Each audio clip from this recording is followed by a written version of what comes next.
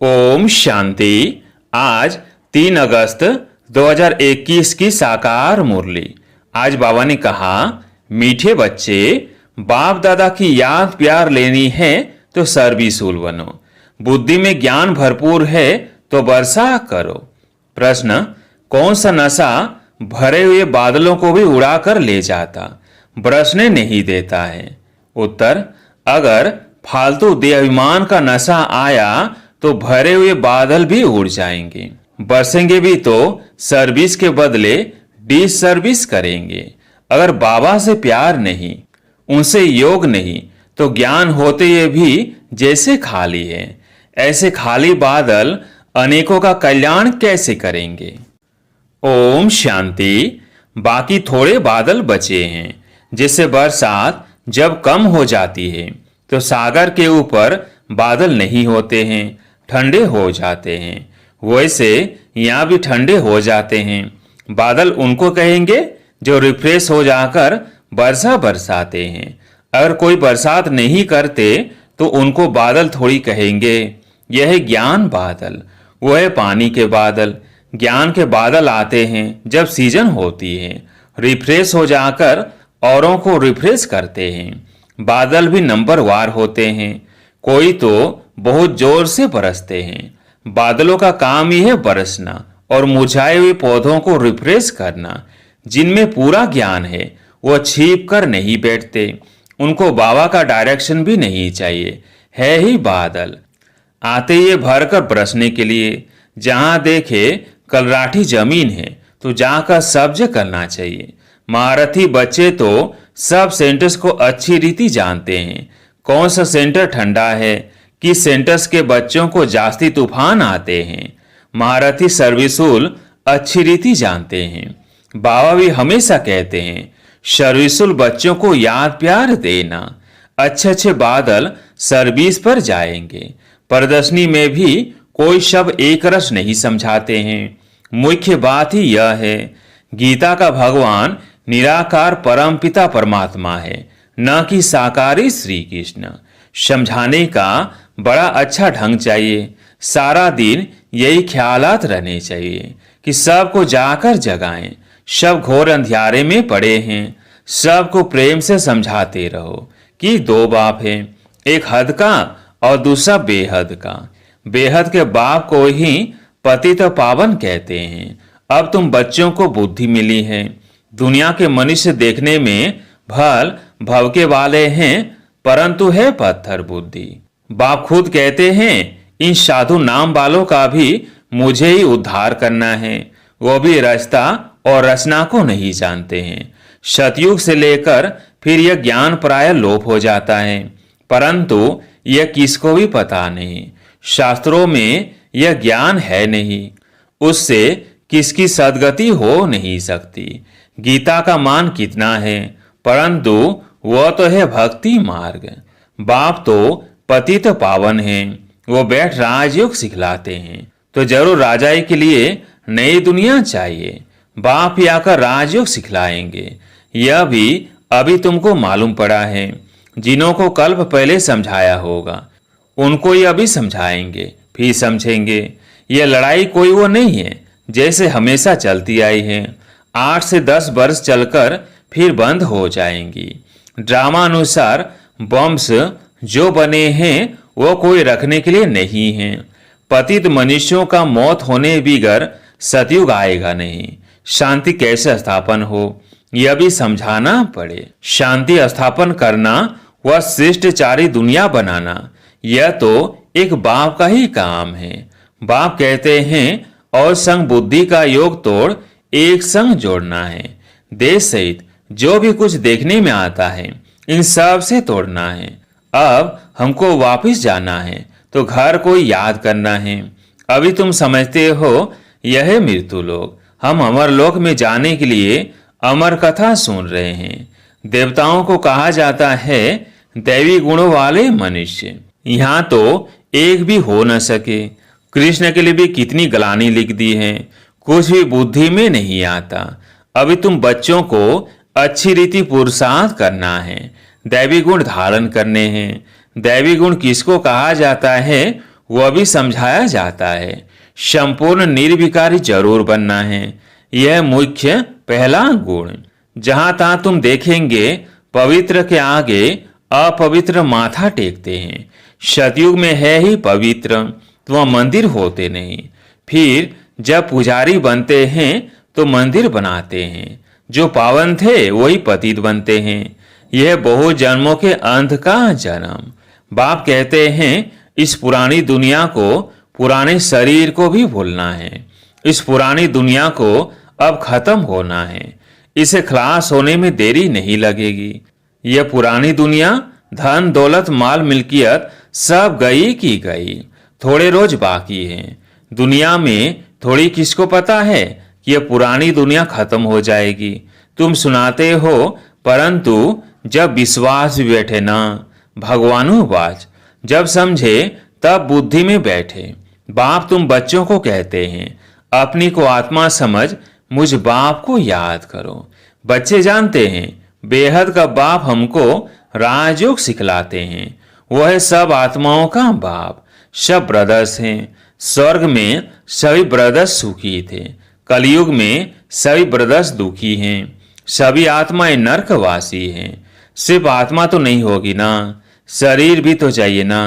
अब तुम बच्चों को आत्म अभिमानी बनना है। इसमें ही मेहनत है, मासी का घर नहीं है। यह अवस्था पक्की तब हो जब पहले निश्चय हो कि परम पिता परमात्मा हमको पढ़ाते हैं। शिव बाबा आते ही हैं इस शरीर द्वारा पढ़ाने। हम भी शरीर द्वारा सुनते हैं, धारण करते हैं। संस्कारों अनुसार ही एक शरीर छोड़ दूसरा धारण करते हैं। जैसे बाबा लड़ाई वालों का मिसाल देते हैं। लड़ाई के संस्कार ले जाते हैं तो फिर उनमें ही आ जाते हैं।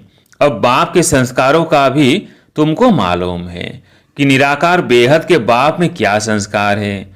वह मनुष्य सृष्टि का बीज रूप है, पतित तो पावन ज्ञान का सागर है। वही आकर पावन बनाएंगे। बाप कहते हैं मामेकम याद करो तो तुम्हारे जन्म जन्मांतर के विकर विनाश होंगे। नहीं तो बहुत सजाएं खानी पड़ेगी, पद कुछ भी नहीं मिलेगा। अब बच्चे जानते हैं, बाबा हमको सहज रास्ता बता देते हैं। कहते हैं मन मना भव। यह अक्षर भी गीता में है, परंतु इसका अर्थ नहीं समझते। बाप कहते हैं मामेकम याद करो। देश सहित देह के सब धर्मों को छोड़ अपने को आत्मा समझ मुझ परम पिता परमात्मा को याद करो। याद को योग अग्नि कहा जाता है। योग कॉमन अक्षर है, गीता में भी है, परंतु सिर्फ कृष्ण का नाम डाल देने से घोर अंधियारा कर दिया है। अब तुम समझाते हो तो कह देते हैं यह तुम्हारी कल्पना है, कुछ भी पता नहीं पड़ता है। उनको वर्षा तो लेना ही नहीं है। पहले तो जब यह समझे कि बेहद का बाप बाप भी है, टीचर भी है, सदगुरु भी है, वो हमको पढ़ाते हैं। यह पक्का निश्चय चाहिए। नए आदमी को निश्चय बैठ जाए असंभव है। कोई कोई नए नए भी सेंसिबल होते हैं तो समझ जाते हैं। कोई तो यह आने भी नहीं चाहते, कुछ भी समझते नहीं, जरा भी बुद्धि में नहीं आता।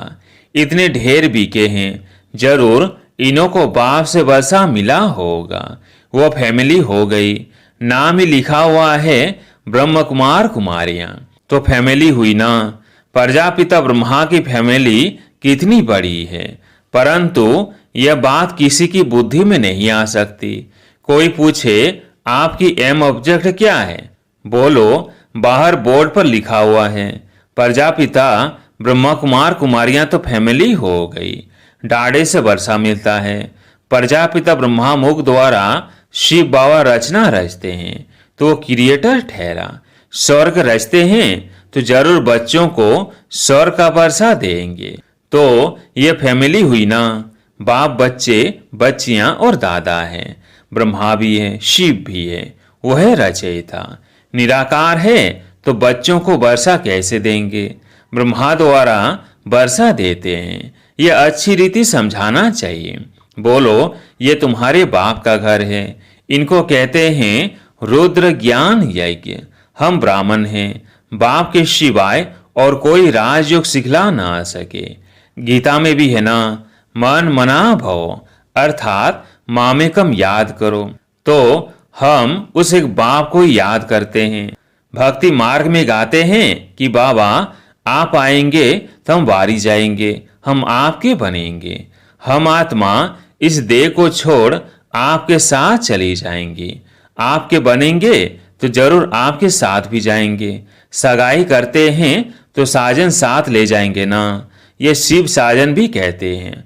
हम तुमको इस दुख से छुड़ाए सुख धाम में ले चलेंगे, फिर अपने अपने पुरुषार्थ अनुसार जाकर राजाई करेंगे।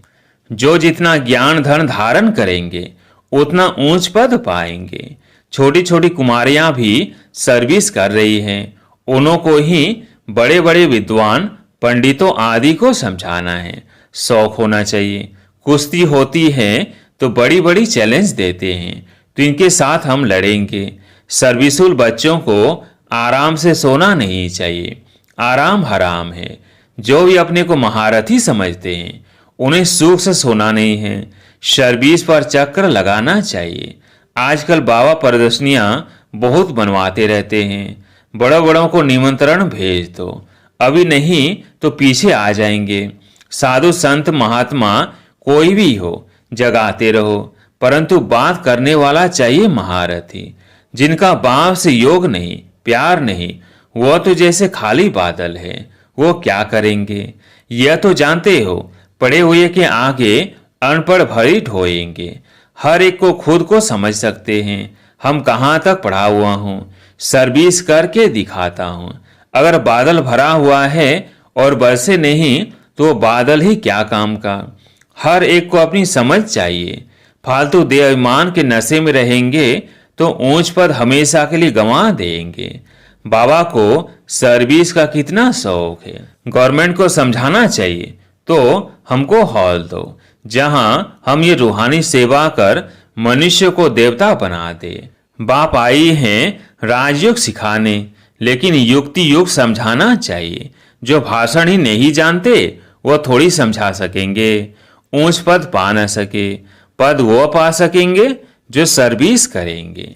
बड़ों बड़ों को लिखो, तो इस नॉलेज के बिगर भारत का व दुनिया का कल्याण नहीं हो सकता। एजुकेशन है मुख्य। इन लक्ष्मी नारायण ने भी एजुकेशन से ही पद पाया ना। अगले जन्म में राजयोग सीखे हैं।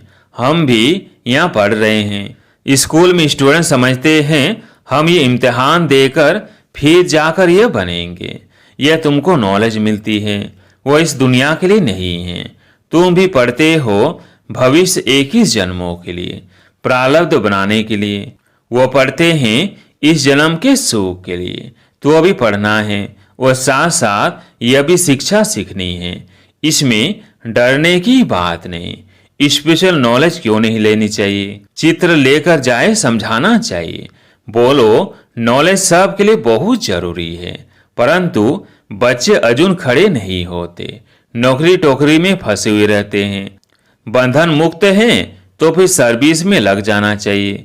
सीमत पर सब चलने वाले तो है नहीं, बीच में माया घोटाला मार देती है।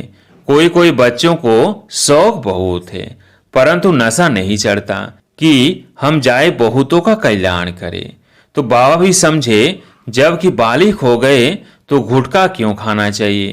कह सकते हैं कि हमको तो भारत का उद्धार करना है, सच्ची सेवा कर मनुष्य को देवता बनाना है। बाबा को तो वंडर लगता है, नशा नहीं चढ़ता। इसलिए बाबा कहते हैं रजो बुद्धि है, चांस बहुत अच्छा है। ऐसे भी बहुत है जिनको नॉलेज का घमंड बहुत है, परंतु डिस सर्विस बहुत करते हैं। यह तो गुड़ जाने और गुड़ की गोथरी जाने। राहु का ग्रहण बैठ जाता है, बृहस्पति की दशा उतर राहु की बैठ जाती है। अभी अभी देखो अच्छा चल रहा है, अभी अभी देखो फिर ग्रहचारी बैठ जाती है, गिर पड़ते हैं। बच्चों को तो बहुत बहादुर होना है, पान का बीड़ा उठाना है। हम इस भारत को स्वर्गवासी बनाकर छोड़ेंगे। तुम्हारा धर्म है नरकवासी को स्वर्गवासी बनाना, भ्रष्टाचारी को श्रेष्ठचारी बनाना। बाबा नशा तो बहुत अच्छा चढ़ाते, परंतु बच्चों में नंबरवार चढ़ता है। अच्छा, मीठे मीठे सिकिलधे बच्चों प्रति माता पिता बाप दादा का याद प्यार और गुड मॉर्निंग। रूहानी बाप की रूहानी बच्चों को नमस्ते। हम रूहानी बच्चों की रूहानी बाप दादा को याद प्यार गुड मॉर्निंग नमस्ते नमस्ते। धारणा के लिए मुख्य सार। पहला पॉइंट, बंधन मुक्त बन भारत की सच्ची सेवा करनी है। रूहानी सेवा कर मनुष्य को देवता बनाना है। ज्ञान के घमंड में नहीं आना है, रूहानी नशे में रहना है। दूसरा पॉइंट, निश्चय बुद्धि बन पहले अपनी अवस्था पक्की करनी है। देश सहित जो कुछ देखने में आता है उनसे तोड़ना है और एक बाप के साथ जोड़ना है। आज प्यारे मीठे बाबा का वरदान, बाप के संस्कारों को अपना निजी संस्कार बनाने वाले व्यर्थ व पुराने संस्कारों से मुक्त भव। बाप के संस्कारों को अपना निजी संस्कार बनाने वाले व्यर्थ व पुराने संस्कारों से मुक्त भव।